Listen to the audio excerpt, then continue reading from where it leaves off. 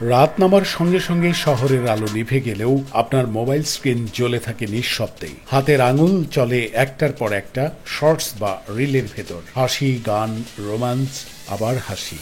এই 1 মিনিটের ছোট ছোট বিনোদন যেন আপনাকে ধরে রাখে একটা অদৃশ্য চুম্বকের মতো। আপনি হয়তো ভাবছেন, আর কি, বিনোদনই তো। কিন্তু আপনি কি জানেন এই ছোট ছোট রিলসগুলো আপনার মস্তিষ্কের ভেতর কি ধরনের পরিবর্তন আনছে? প্রতিটি রিল আপনাকে দিচ্ছে ক্ষণিকের আনন্দ, আর তার বদলে দিচ্ছে আপনার মনোযোগ, ধৈর্য আর ভাবনার ক্ষমতা। মস্তিষ্ককে প্রতিনিয়ত চাপ দিচ্ছে এই দ্রুতগতির কন্টেন্ট। ফলে আপনি ধীরে ধীরে অভ্যস্ত হয়ে পড়ছেন অস্থিরতা আর একঘেয়েমিতে। দীর্ঘ কোনো লেখা পড়তে ইচ্ছে করে না, একটা সম্পূর্ণ ভিডিও বা কাজেও আর মন বসে না। মস্তিষ্ক চাইছে আরো তাড়াতাড়ি কিছু, আরো সহজ আনন্দ।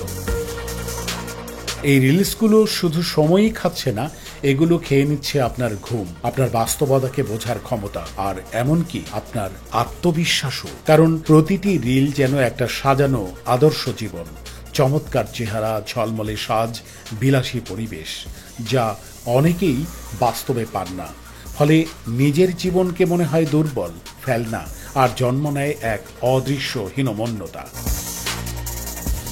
আপনি দেখেন হাসির ভিডিও, কিন্তু জানেন না এই 1 মিনিটের হাসির বিনিময়ে আপনি হয়তো হারাচ্ছেন 3 মিনিটের ঘুম, 5 মিনিটের মনোযোগ আর 10 মিনিটের কাজের ক্ষমতা। এই অভ্যাস কখন যেন হয়ে যায় আসক্তি। মাথা নিচু করে বসে থাকা মানুষটা হয়ে যায় ছোট্ট একটি স্ক্রিনের দাস।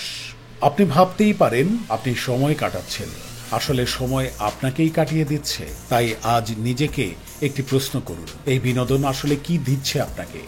আপনার হাতে থাকা ফোনটা আপনি নিয়ন্ত্রণ করছেন, নাকি সেটা আপনাকে নিয়ন্ত্রণ করছে?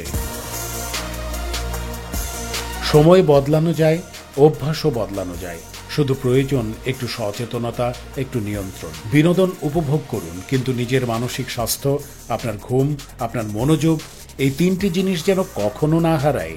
একটা শর্টস আপনার কতটুকু সময় কেড়ে নেয় সেটা প্রশ্ন নয়, কিন্তু আপনি নিজেকে কতটুকু হারিয়ে ফেলছেন তা ভাবা প্রয়োজন।